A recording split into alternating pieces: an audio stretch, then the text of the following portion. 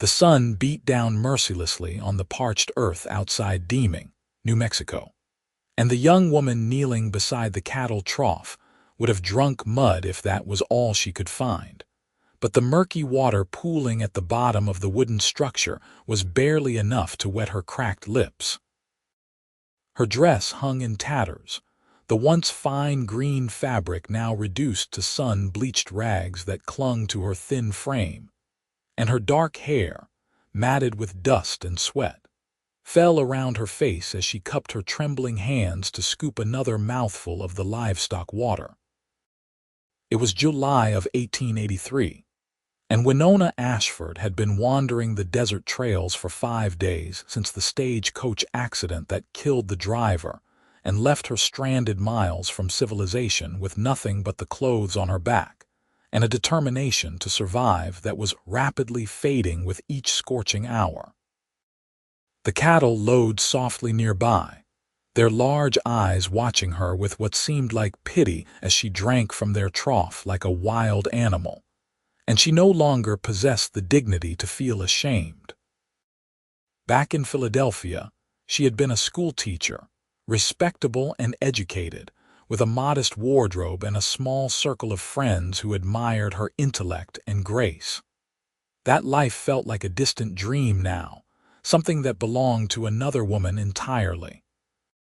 She had been traveling west to take a teaching position in Silver City when fate intervened with a broken wheel, a panicked team of horses, and a rocky embankment that sent the coach tumbling. She remembered the sickening crunch of wood, the screams, and then waking up alone with the driver dead beside her and the horses nowhere to be found.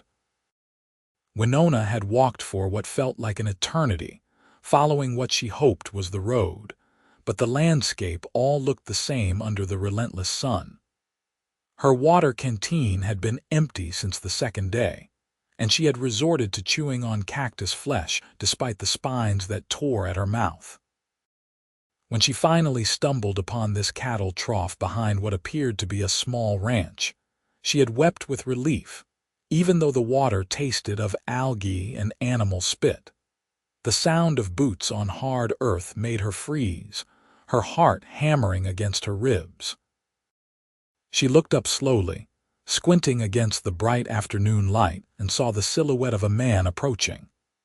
He was tall and broad-shouldered, wearing a dusty hat that cast his face in shadow, and for a terrible moment she feared he might shoot her for trespassing or worse.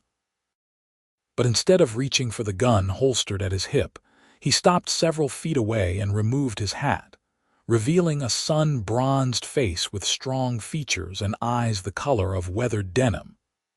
"Madam," he said, his voice low and rough from years of shouting over cattle and wind, "that water is not fit for drinking." Winona tried to stand, but her legs buckled beneath her, and she caught herself against the trough's rough wooden edge. "I know," she managed to croak, her throat so dry that the words scraped painfully, "but it is all I have."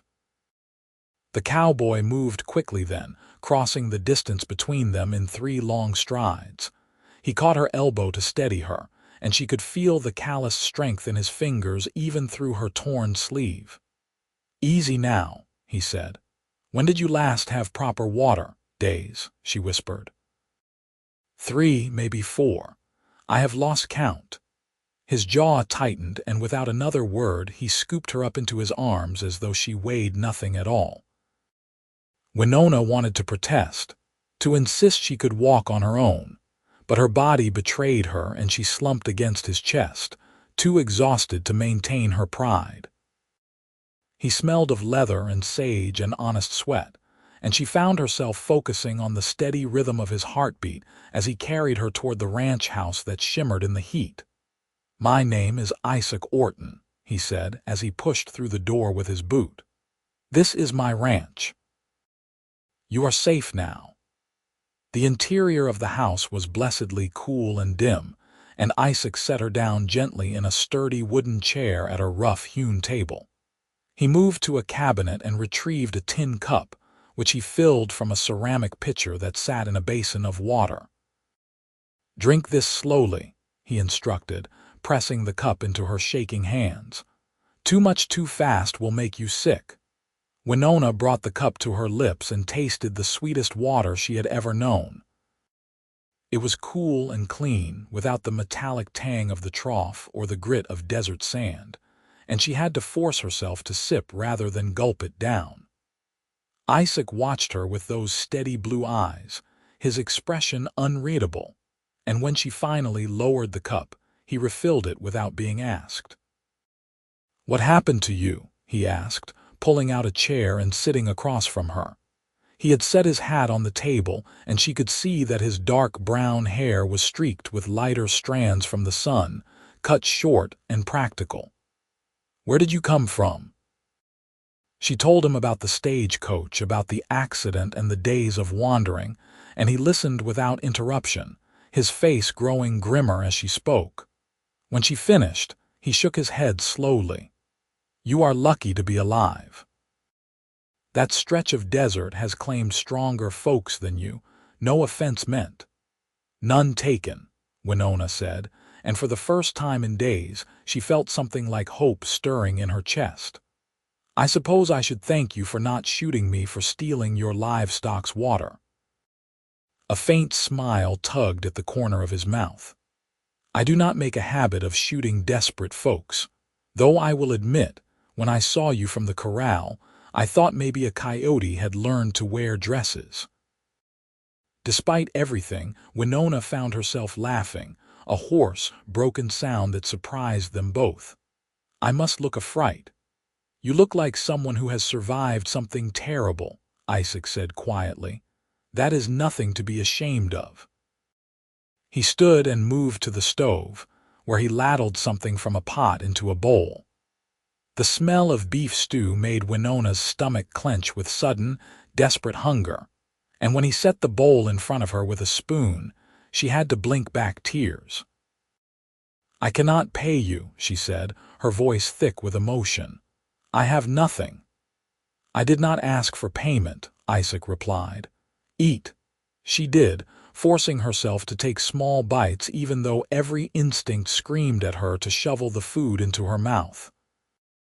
The stew was simple but hearty, thick with chunks of meat and vegetables, and it was the most delicious thing she had ever tasted. Isaac sat back down and watched her eat, and there was something both protective and assessing in his gaze, as though he was trying to figure out what to do with this bedraggled woman who had appeared on his property. When she finally set down the spoon, her bowl empty, Winona met his eyes. "I was traveling to Silver City to take a position as a schoolteacher. I have credentials, references. I am not some vagrant." "I did not think you were," Isaac said. "Silver City is about 60 miles northwest of here. You walked in the wrong direction." Winona closed her eyes, fighting against the despair that threatened to overwhelm her. Of course she had gone the wrong way. Of course everything that could go wrong had gone wrong. "I see. But that does not matter right now," Isaac continued. "Right now you need rest and recovery. You can stay here until you are strong enough to travel, and then I will take you to Silver City myself, or put you on a stage if that is what you prefer."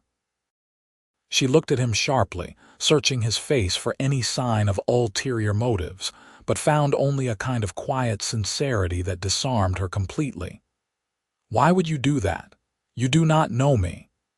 "Because it is the right thing to do," he said simply. "And because I know what it is like to be alone and desperate, though my story is not as dramatic as yours.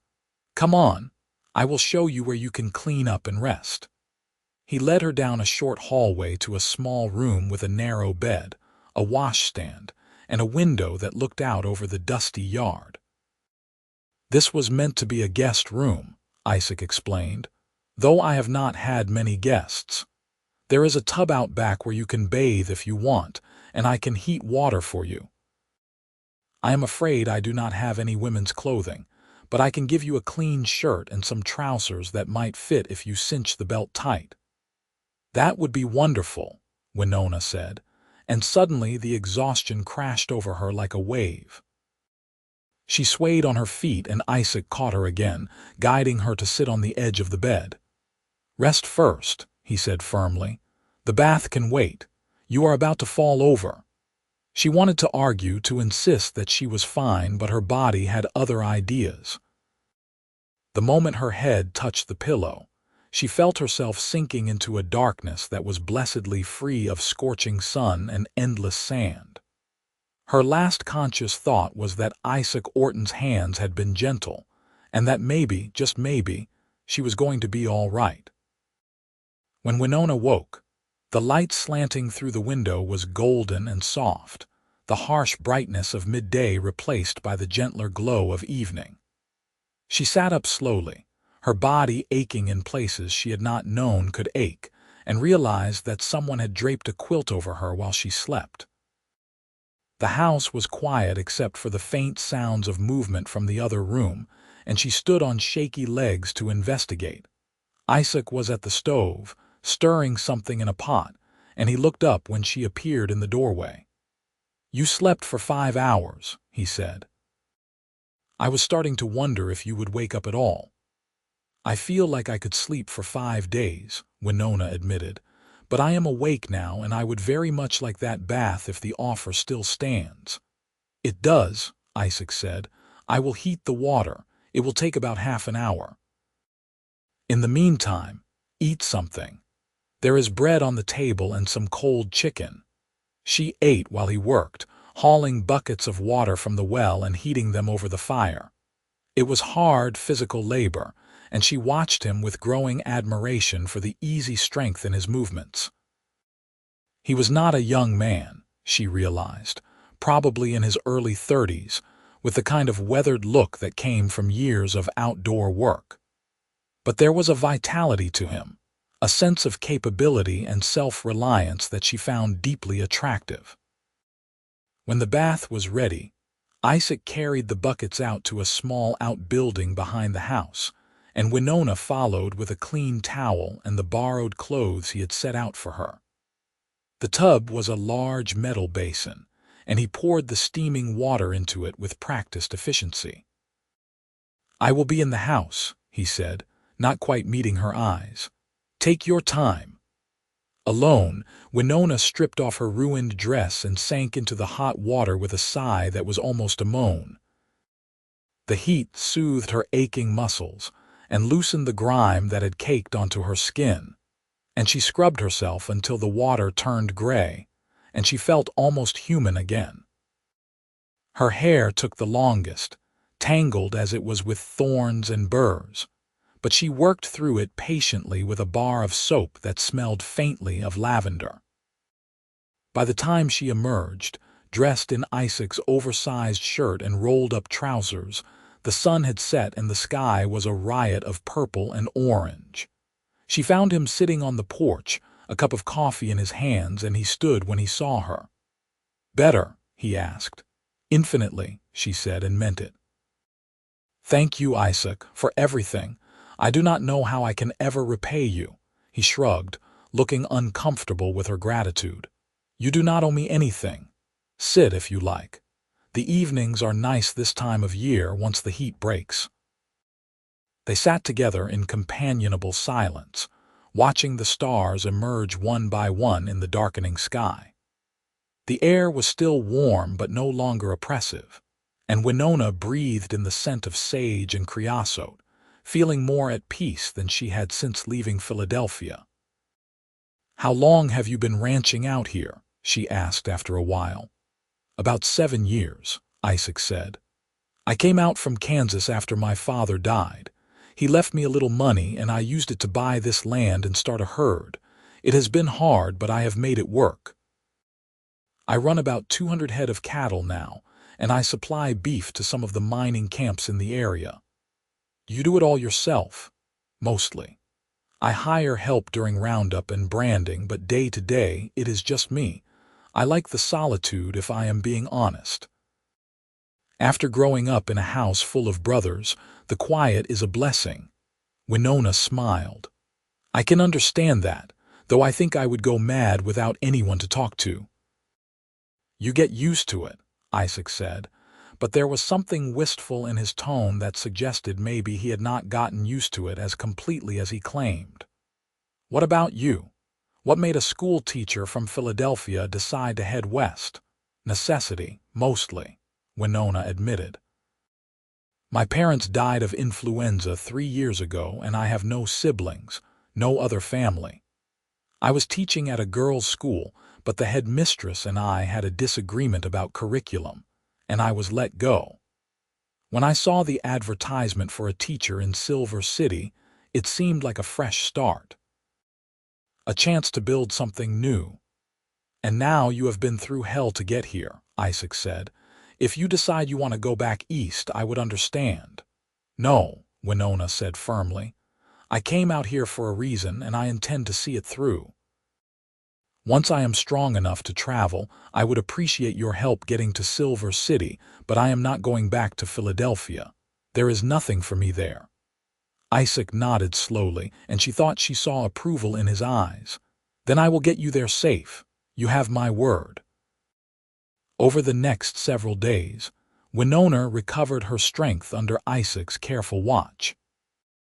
He fed her well, with hearty meals of beef and beans and fresh bread that he baked himself, and she spent her time resting, reading from his small collection of books, and gradually taking on small tasks around the house. She mended the rips in his shirts, swept the floors, and even attempted to cook a meal, though her skills in the kitchen were admittedly limited. Isaac accepted her help with grace, never making her feel like a burden, and she found herself looking forward to their evenings on the porch when they would talk about everything and nothing. She learned that he had fought briefly in the Lincoln County War, though he refused to go into detail about what he had seen. She learned that his mother had been a school teacher, like Winona, and that she had died when he was 12. She learned that he had once been engaged to a woman in Kansas, but she had broken it off when he decided to move west, unwilling to leave her family and the comforts of civilization. I think she made the right choice, Isaac said quietly. This life is not for everyone, and I would rather she was happy back there than miserable out here with me. You do not seem miserable, Winona observed. I am not, he said, but I am not sure I am entirely happy either. Contentment, maybe. I have learned to appreciate what I have and not pine for what I do not. Winona understood that feeling all too well. She had spent years telling herself she was content with her life in Philadelphia, when in truth she had been restless and yearning for something she could not quite name. Being here in this wild and beautiful place felt like waking up from a long sleep. The desert, which had nearly killed her, was revealing its own harsh splendor, and she found herself drawn to the vast open spaces and the way the light changed throughout the day. But more than the landscape, she found herself drawn to Isaac. He was unlike any man she had known back east, all quiet competence and understated strength. He did not boast or posture, and he treated her with a respect that had nothing to do with her education or social standing, and everything to do with simple human decency. When he looked at her, she felt seen in a way that was both thrilling and terrifying.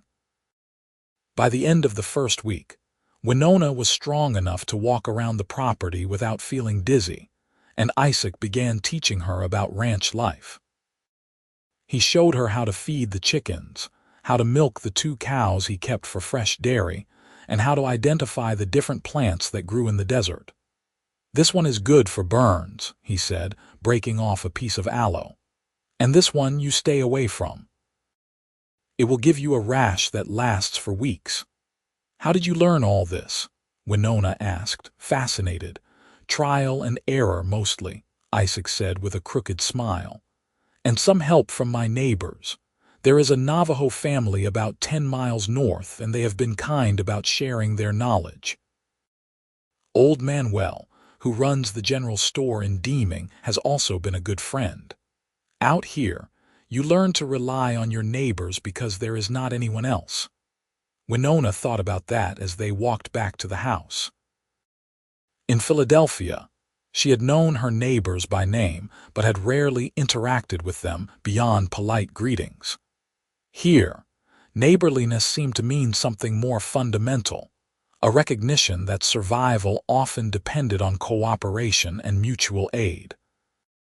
It was a different way of living, one that appealed to her more than she would have expected. That evening, as they sat on the porch watching the sunset, Isaac cleared his throat. "I have been thinking," he said slowly. "If you still want to go to Silver City, I can take you there at the end of the week. But if you wanted to stay here longer, to rest more or just to have a place while you figure things out, you would be welcome. I am not trying to pressure you or suggest anything improper. I just want you to know that you have options." Winona's heart was suddenly racing. "That is very kind of you, Isaac, but I have the teaching position waiting for me, and I need the income. I cannot impose on your hospitality indefinitely." "You are not imposing," Isaac said, and there was an intensity in his voice that made her look at him. "I know we have only known each other a short while, but I enjoy your company, Winona. It has been a long time since I had someone to talk to at the end of the day, and I find I do not want to go back to the silence quite yet." She did not know what to say to that. Part of her wanted to leap at the chance to stay, to spend more time in this man's company and see where these growing feelings might lead. But the practical part of her, the part that had survived poverty and loss and 5 days in the desert, knew that she needed to think about her future. "Let me sleep on it," she said finally, "and I will give you an answer in the morning." That night, Winona lay awake for hours, staring at the ceiling and weighing her options. Silver City represented security, a respectable job, and a chance to build a life on her own terms. But staying here, even for a little while longer, represented something else entirely. It represented the possibility of connection, of love, of a different kind of life than she had ever imagined for herself. The thought terrified her, but it also filled her with a wild, reckless hope that she could not quite suppress. When morning came, she found Isaac in the barn, mucking out stalls. He looked up when she entered, his expression guarded, and she knew he had been worrying about her answer. "I have been thinking about what you said," Winona began, and watched him tense. "And I have a proposition for you." "I am listening," Isaac said carefully. "I will send a letter to Silver City explaining that I was delayed by the stagecoach accident and asking if the position is still available. If it is, then I will go, but not immediately. I would like to stay here for another month if you will have me, to fully recover and to help you with the ranch work. You said yourself that you usually hire help for certain tasks, and I can learn. I am strong, and I am not afraid of hard work." Isaac set down his shovel, his eyes searching her face. "And if the position is not available anymore, then I will figure something else out," Winona said, though her stomach twisted at the thought. "Perhaps I can find work in Deeming or another town nearby, but I am not going back east." "I meant what I said about that." A slow smile spread across Isaac's face, transforming it from merely handsome to something that made her breath catch. "I would like that very much," he said. "And if you are serious about learning ranch work, I will teach you everything I know. Fair warning, though, it is not easy or particularly glamorous." "I did not come out here looking for glamour," Winona said dryly. "I think we established that when you found me drinking from a cattle trough." Isaac laughed, a rich, genuine sound that made her feel like she had won something precious. "Fair point. All right then, Miss Ashford. Let us see what you are made of." The next month passed in a blur of hard work and small discoveries. Isaac was true to his word, teaching Winona everything from how to rope a calf to how to repair a fence line. Her hands, which had been soft from years of holding nothing more strenuous than a piece of chalk, developed calluses and rope burns. Her skin, already sun-darkened from her ordeal in the desert, took on a deeper bronze that would have horrified the ladies of Philadelphia society. But she had never felt more alive, more capable, more herself than she did working alongside Isaac under the wide New Mexico sky. They developed a rhythm, a partnership that felt as natural as breathing. In the mornings, they would work separately, Isaac tending to the larger tasks while Winona handled the chickens and the kitchen garden she had started near the house. In the afternoons, they worked together, riding out to check on the cattle or mending tack in the shade of the barn. And in the evenings, they sat on the porch and talked, sharing stories about their pasts and their hopes for the future. Winona learned that Isaac dreamed of expanding his ranch, of building a larger herd and maybe even starting a horse breeding program. He spoke with passion about the land, about the way it got into your blood until you could not imagine living anywhere else. She told him about her love of teaching, about the joy she found in watching students' eyes light up when they finally understood a difficult concept. But she also admitted that she had felt constrained by the rigid expectations of Eastern society, by the constant pressure to conform and behave, and never step outside the narrow bounds of what was considered proper for a woman. "Out here, you can be whoever you want to be," Isaac said one evening, his voice thoughtful. "It is one of the things I love most about the West. People do not care so much about where you came from or who your family was. They care about whether you can do the work and whether you keep your word." "Is that why you came out here?" Winona asked. "To escape expectations." "Partly," Isaac admitted. "My brothers all went into the family mercantile business and it was assumed I would do the same. But I hated it, hated being cooped up indoors all day, hated the endless counting and bookkeeping. When my father died and I inherited my share, I saw it as a chance to build something different. My brothers thought I was crazy and maybe I was, but I have never regretted it." "I do not think you are crazy," Winona said softly. "I think you are brave. It takes courage to walk away from security and build a life from nothing." Isaac looked at her then, really looked at her, and she saw something in his eyes that made her pulse quicken. "You did the same thing," he said. "Walking away from Philadelphia, coming out here alone, that took courage too." "Or desperation," Winona said, trying to lighten the suddenly charged atmosphere. "Maybe," Isaac allowed, "but I think it was more than that. I think you were looking for the same thing I was, a place where you could breathe." He was right, she realized.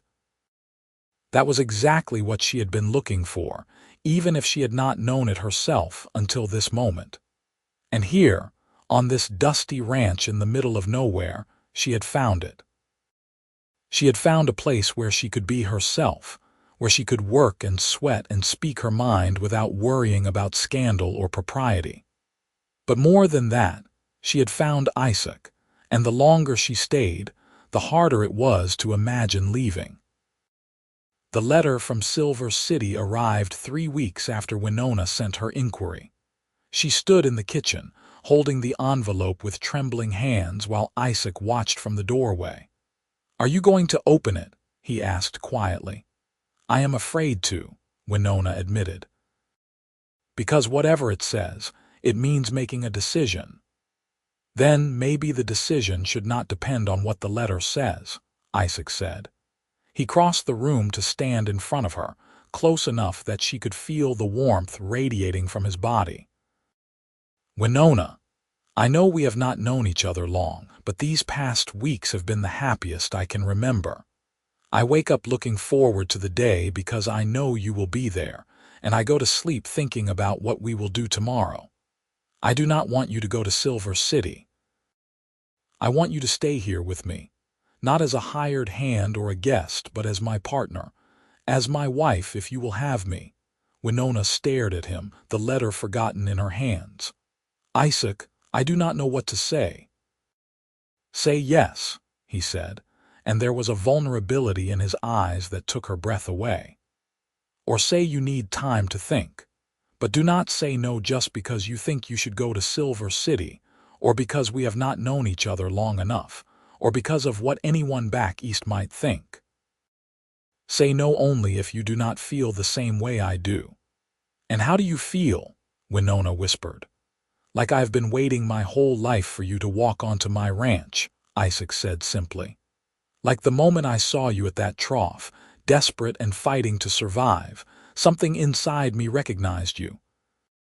I am in love with you, Winona. I think I have been since that first day, though I did not want to admit it to myself. And I know it is fast, and I know it is probably crazy, but out here, you learn to trust your instincts. And my instincts are telling me that you are the best thing that has ever happened to me. Winona felt tears prickling at the corners of her eyes, but they were not tears of sadness.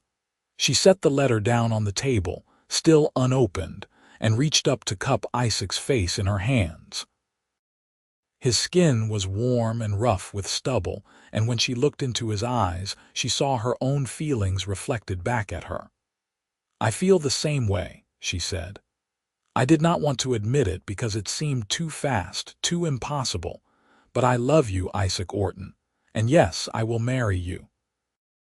I will stay here and build a life with you, and I do not care what anyone else thinks.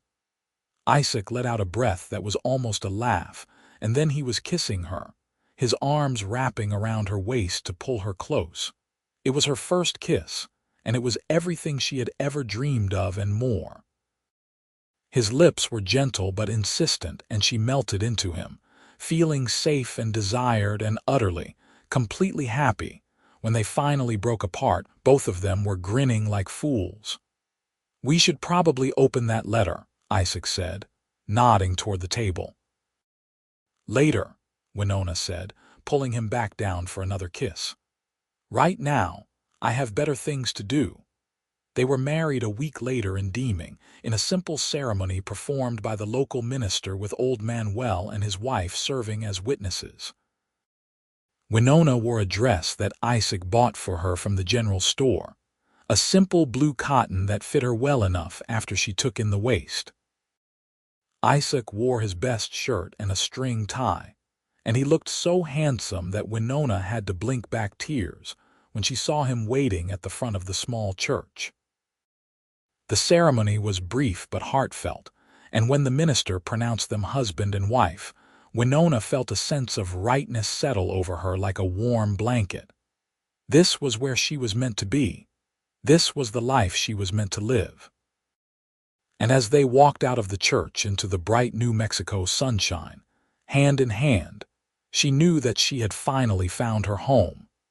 The first months of their marriage were an adjustment, as Winona learned to navigate the intimacy and vulnerability that came with sharing a life with another person. But Isaac was patient and kind, and they worked through the awkwardness together, finding their own rhythm and learning each other's needs and desires. The physical aspect of marriage was initially daunting for Winona, who had been raised to believe that such things were shameful and not to be discussed. But Isaac was gentle with her, taking his time and making sure she felt safe and cherished, and gradually she came to understand that this, too, was a gift, a way of expressing love that went beyond words. Their life settled into a comfortable pattern. They worked the ranch together, with Winona taking on more and more responsibility as her skills improved. She learned to ride well enough to help with moving cattle, and she became adept at branding and roping. Isaac taught her to shoot, both rifle and pistol, explaining that it was essential for anyone living this far from town to be able to defend themselves. She proved to be a natural marksman, and Isaac joked that he should be worried about her aim after the first time she hit a tin can at 50 yards. But it was not all work. They also found time for joy and laughter, for stolen kisses in the barn and lazy Sunday mornings in bed. They explored the surrounding desert together, riding out to hidden canyons and ancient ruins that spoke of the people who had lived here long before the cowboys and ranchers arrived. Isaac introduced her to the Navajo family he had mentioned, and Winona was warmly welcomed into their home. She spent an afternoon learning to weave from the grandmother, her fingers clumsy at first but gradually finding the rhythm, and she came away with a newfound appreciation for the skill and patience required for such work. As the seasons changed and the weather cooled, Winona began to notice changes in her own body. She was tired more often, and certain smells that had never bothered her before now made her nauseous. It took her a few weeks to realize what it meant, and when she finally did, she was filled with a mixture of joy and terror. She told Isaac one evening as they sat by the fire, his arm around her shoulders and her head resting on his chest. "I think I am pregnant," she said quietly, feeling his body go still beneath her. "I am not certain, but all the signs are there." For a long moment, Isaac said nothing, and Winona felt a flicker of fear. What if he was not ready? What if he did not want children? But then he gently tilted her face up to look at him, and she saw that his eyes were bright with unshed tears. "Truly?" he asked, his voice rough with emotion. "Truly," Winona said, and found herself smiling through her own tears. "We are going to have a baby, Isaac." He kissed her then, slow and deep and full of promise. "You have made me the happiest man alive," he murmured against her lips. "Twice now. First by agreeing to marry me, and now this. I love you so much, Winona." "I love you too," she whispered back. "And I am scared out of my mind, but I am also so excited I can barely stand it." "We will figure it out together," Isaac promised. "Just like we have figured out everything else." The pregnancy was not easy. Winona suffered from severe morning sickness for the first few months, and there were days when she could barely keep food down. Isaac hovered over her like a worried hen, insisting she rest and refusing to let her do any heavy work. She chafed at the restrictions at first, but eventually had to admit that she simply did not have the energy she once did. As her belly grew, simple tasks became more difficult, and she found herself napping in the afternoons like a child. But there were good moments, too. The first time she felt the baby move, a flutter like butterfly wings against the inside of her skin, she had wept with joy. Isaac would spend evenings with his hand pressed against her stomach, marveling at the kicks and rolls of their growing child. They spent hours talking about names and making plans for the future, about how they would raise their son or daughter to be strong and kind and unafraid of hard work. As spring approached and Winona's due date drew near, Isaac made the long ride to Deeming to fetch the midwife, a capable woman named Mrs. Henderson, who had delivered half the babies in the territory.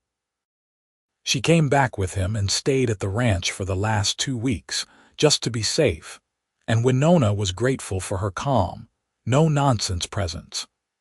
When the labor pains finally started, late on a warm April night in 1884, Mrs. Henderson took charge with brisk efficiency while Isaac paced the kitchen like a caged animal. The labor lasted 14 hours, and there were moments when Winona thought she could not endure another contraction, another wave of pain that seemed to split her in two. But Mrs. Henderson coached her through it, and whenever she felt like giving up, she thought of Isaac waiting in the other room, thought of the life they were building together, and found the strength to keep going. When the baby finally slipped free and let out its first wailing cry, Winona collapsed back against the pillows, exhausted but triumphant. "It is a boy," Mrs. Henderson announced, wrapping the squalling infant in a clean blanket. "A fine, healthy boy." Winona reached out with trembling arms, and when the midwife placed her son against her chest, she felt a love so fierce and overwhelming that it took her breath away. He was perfect, with a shock of dark hair and tiny fists that flailed at the air. "Hello, little one," she whispered, stroking his soft cheek. "I am your mama." Isaac burst into the room moments later, his eyes wild and his hair standing on end from running his hands through it. "Winona, is everything all right?" "I heard the baby crying and I thought, everything is perfect," Winona said, smiling up at him through her tears. "Come meet your son." Isaac approached slowly, as though afraid he might break something, and knelt beside the bed. He stared at the baby with an expression of wonder and terror, and when he reached out to touch the tiny hand, the infant's fingers curled around his in an instinctive grip. "He is so small," Isaac breathed. "I did not realize babies were this small." "He will grow, Mrs. Henderson said dryly from where she was tidying up. "Faster than you would like, I expect. Have you decided on a name?" Winona looked at Isaac, and they shared a smile. They had argued good-naturedly about names for months, each of them proposing and rejecting various options. But there was one name they had both agreed on, a name that felt right. "James," Winona said softly. "James Isaac Orton." "After my father," Isaac said, and there was emotion thick in his voice. "He would have been honored." "He is strong and healthy," Mrs. Henderson said, packing up her supplies. "I will stay another day or two just to make sure there are no complications. But you did well, Winona. Both of you should be proud." Over the next few weeks, Winona learned the exhausting, exhilarating reality of motherhood. James was a demanding baby, wanting to nurse every 2 hours and crying whenever he was put down. She was constantly tired, her body aching from the birth and from the endless cycle of feeding and soothing. But she was also filled with a joy she had never known, a sense of purpose and completion that made all the sleepless nights worthwhile. Isaac was a devoted father from the start, changing diapers and walking the floor with James when he was fussy. He sang to the baby in a slightly off-key baritone, old cowboy songs about cattle drives and wide open spaces, and Winona would watch them together and feel her heart swell with love. This was her family, this cowboy and this baby and this life they were building together in the middle of the desert. It was not the life she had planned for herself, but it was better than anything she could have imagined. As James grew from an infant to a toddler, the ranch prospered. Isaac's hard work paid off, and he was able to expand the herd and build a new barn. They hired a young man from Deeming to help with the heavy work, freeing up more of Isaac's time to spend with his family. Winona started a small vegetable garden that soon grew into a larger enterprise, and she began selling produce to the general store and some of the neighboring ranches. She also began teaching James his letters, and later agreed to tutor a few children from neighboring families, setting up a small schoolroom in the spare bedroom. The years passed in a blur of hard work and simple pleasures. James grew into a sturdy boy with his father's blue eyes and his mother's dark hair, curious and fearless and full of mischief. When he was 4, Winona became pregnant again, and this time the pregnancy was easier, as though her body had learned what to do. Their daughter, born in the fall of 1888, was named Sarah, and she proved to be as different from her brother as night from day. Where James was all energy and motion, Sarah was quiet and thoughtful, content to sit for hours playing with her dolls or watching her mother work. Winona sometimes thought back to that day when Isaac found her drinking from the cattle trough, desperate and alone. It seemed like a lifetime ago, like something that had happened to a different woman entirely. That woman had been broken and lost, clinging to survival by her fingernails. The woman she was now was strong and capable, surrounded by love and purpose. She had a home, a real home, not just a building but a place where she belonged. She had a husband who cherished her, children who filled her days with laughter and chaos, and work that challenged and fulfilled her. One evening, when James was 7 and Sarah was 3, Winona and Isaac sat on the porch watching the sunset, just as they had done so many times before. The children were inside, supposedly getting ready for bed, but more likely getting into some kind of trouble. Isaac reached over and took her hand, lacing his fingers through hers, and she smiled at the familiar, comforting touch. "You ever regret it?" Isaac asked quietly. "Staying here instead of going to Silver City?" Winona turned to look at him, seeing the lines that time and sun had etched into his face, the silver that was starting to appear at his temples. He was still the most handsome man she had ever known, but more than that, he was the best man she had ever known. Kind and honorable and true to his word. "Not for a single moment," she said firmly. "This is exactly where I am supposed to be." "Even though I found you at your worst moment?" Isaac asked. "Desperate enough to drink from a cattle trough, especially because of that," Winona said. "Because you did not judge me or pity me. You just saw someone who needed help and you helped. You gave me fresh water and a safe place to recover. You gave me hope when I had run out. And then you gave me a home, a real home. How could I ever regret that?" Isaac squeezed her hand, his eyes suspiciously bright in the fading light. "I am the one who got the better end of that deal. You transformed this place, Winona. Before you came, it was just a ranch, just a place to work and sleep. Now it is a home. You made it a home." "We made it a home," Winona corrected. "Together." They sat in comfortable silence, watching as the stars began to appear overhead. From inside the house came a shriek of laughter followed by the sound of running feet, and Isaac sighed. "I should probably go deal with that before they destroy something." "Probably," Winona agreed, but neither of them moved. These moments were too precious, too rare, with two young children demanding their attention every waking moment. They would go inside in a few minutes, would restore order and get the children to bed. But for now they just sat together, hand in hand, and watched the sky turn from orange to purple to deep indigo. The following years brought both joys and challenges. A drought struck when James was 9, forcing them to drive the cattle to new grazing land and carefully manage their water resources. A late freeze killed much of Winona's garden one spring, though she stubbornly replanted and managed to salvage enough to get them through the summer. Isaac broke his leg in a riding accident, and Winona had to take over more of the ranch work while he healed, proving to herself and everyone else that she was more than capable of running the operation on her own if necessary. But there were wonderful times too. James learned to rope and ride, following his father around the ranch like a shadow and absorbing everything Isaac could teach him. Sarah, though not as interested in ranch work, proved to have a gift for art, creating beautiful drawings of the desert landscape and the animals they kept.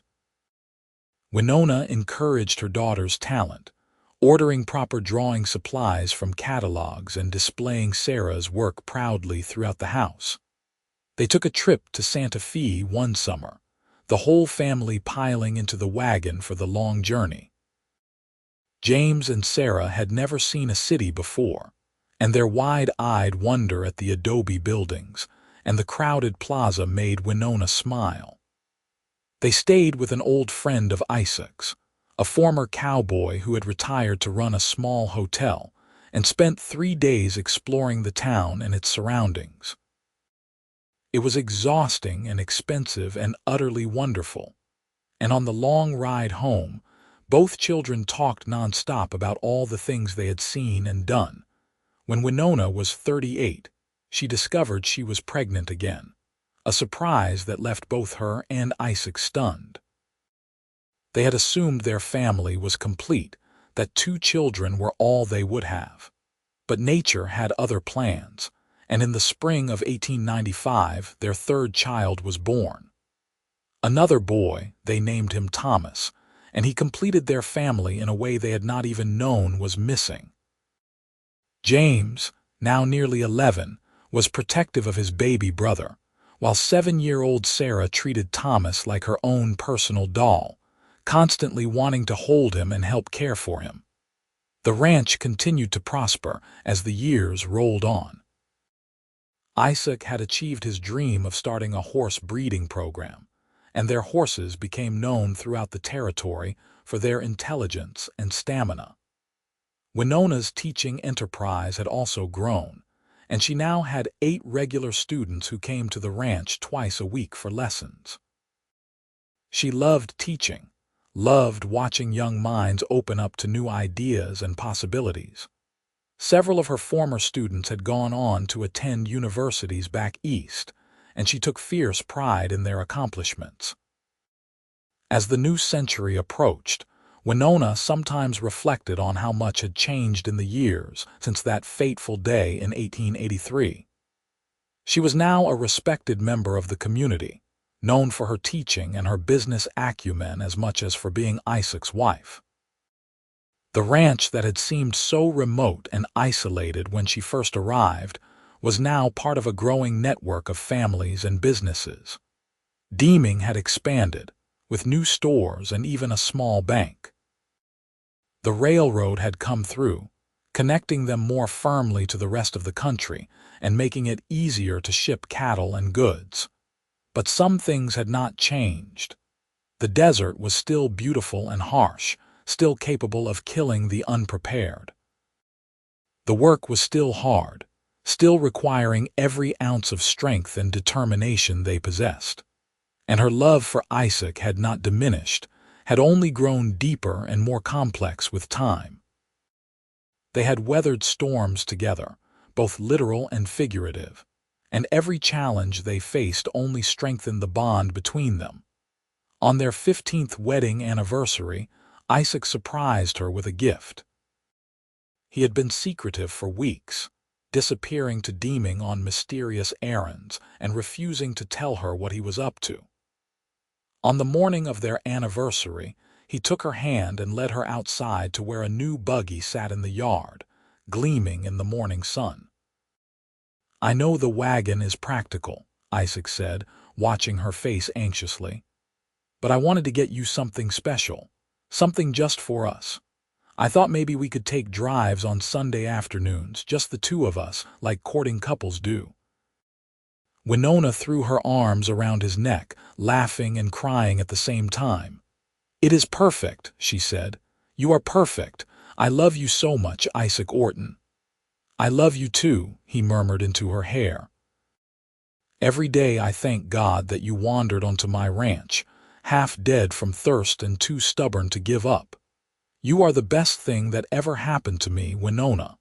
The very best thing." They took their first drive that afternoon, leaving the children in the capable hands of their hired man and his wife.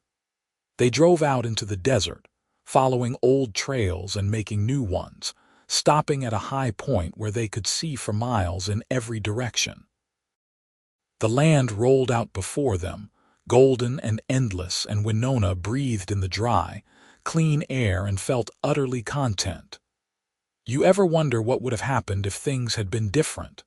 Isaac asked as they sat together in the buggy, his arm around her shoulders. "If the stagecoach had not crashed, if you had made it to Silver City?" "Sometimes," Winona admitted, "but only in an abstract way, like wondering about a story I once read. That life does not feel real to me anymore. This is my real life, you and the children and the ranch. Everything else is just smoke."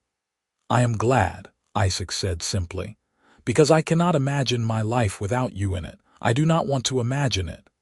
As the sun began to set, painting the sky in shades of crimson and gold, they drove slowly back to the ranch. They could see the lights of home in the distance, could picture their children inside waiting for them. James would be helping his younger brother with some project, probably involving rope and wood, and a plan that was more ambitious than practical.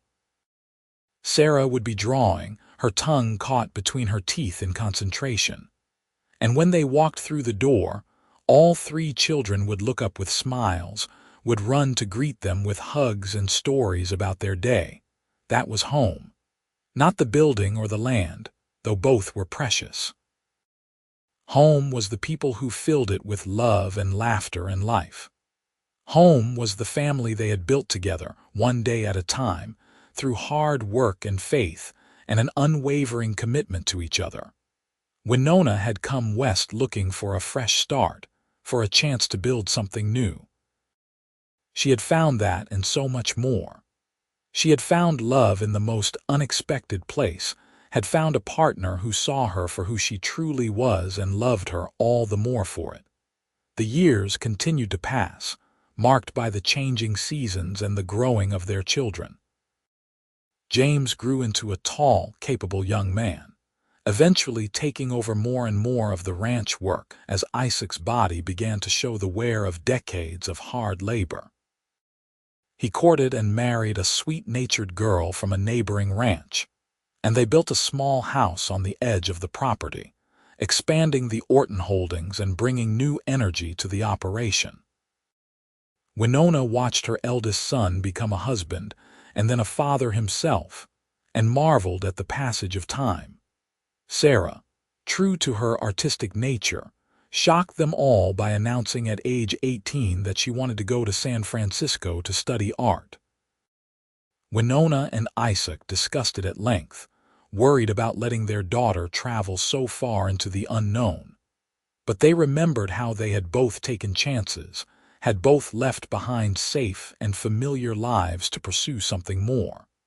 How could they deny their daughter the same opportunity? They sent her off with their blessing and enough money to see her through her first year, and though they missed her terribly, her letters were full of excitement and discovery. She was thriving, finding her place in the world just as they had found theirs. Thomas, their youngest, proved to be a scholar. He devoured every book Winona could get for him, and by the time he was 12, he had exhausted her knowledge of mathematics and was pestering his father with questions about navigation and astronomy. They arranged for him to attend a boarding school in Santa Fe when he turned 14, an expensive proposition, but one they both agreed was necessary. Thomas needed challenges they could not provide, needed teachers who could nurture his brilliant mind. With the children grown and gone, or nearly so, Winona and Isaac found themselves alone together in a way they had not been since the early days of their marriage. It was an adjustment, learning to fill the hours that had once been consumed with childcare and teaching. But it was also a gift, a chance to rediscover each other and remember why they had fallen in love in the first place. They took long rides together, exploring parts of the territory they had never seen. They spent evenings reading aloud to each other by the fire, or simply sitting in comfortable silence while Winona mended and Isaac worked on tack repairs. One evening, as they sat on the porch watching the sunset for what must have been the 1,000th time, Winona said suddenly, "Do you remember the first time we sat here together, the night after you found me at the Trough?" "Of course I remember," Isaac said. "I was trying to figure out how to convince you to stay, even though I barely knew you.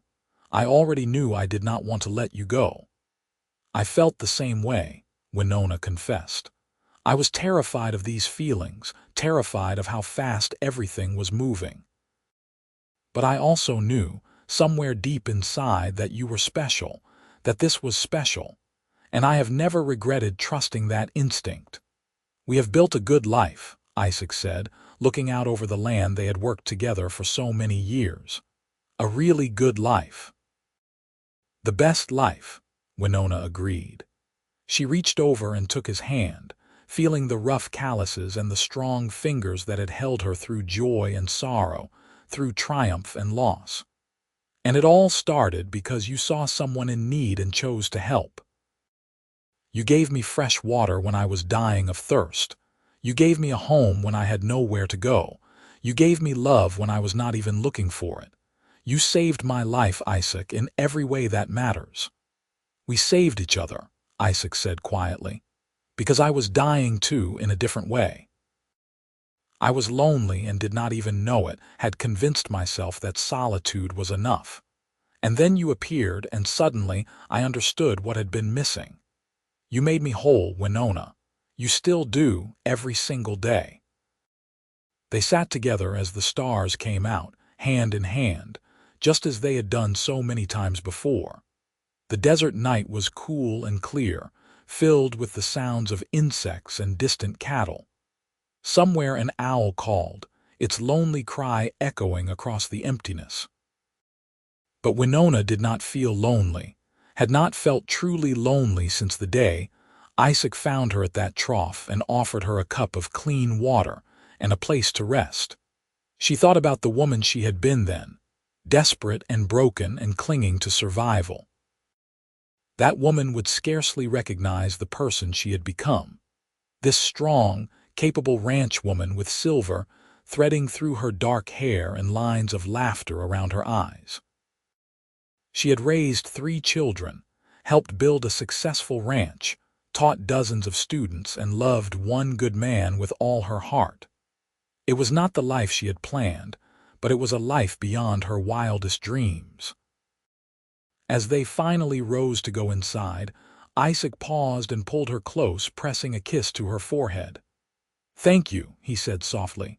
"For what?" Winona asked, confused. "For surviving," Isaac said. "For being strong enough to make it to that trough, for fighting hard enough to live until I found you, for staying when you could have left, for building this life with me, for everything." Winona rose on her toes and kissed him properly, putting into the kiss everything she felt but could never quite find words for. When they broke apart, both of them were smiling. "Come on," she said, tugging his hand. "Let us go inside. Home is waiting," and it was. Their home, built not of wood and nails but of love and trust, and the 1,000 small choices they had made together over the years. A home that had started with a cup of fresh water offered to a desperate stranger, and had grown into something beautiful and lasting and true. As they walked inside together, Winona said a silent prayer of gratitude for the stagecoach accident that had brought her here, for the desert that had tested her strength, and most of all for the cowboy who had seen her at her lowest and offered her not just water, but hope. The door closed behind them, shutting out the night, and inside the house was warm and welcoming, filled with memories and love. This was home. This would always be home. And as Winona settled into her favorite chair with Isaac beside her, his hand still holding hers, she knew with absolute certainty that she was exactly where she was meant to be. The journey had been hard, the road long and difficult. But every step, every struggle had led her here, to this moment, to this life, to this love, and it had all been worth it.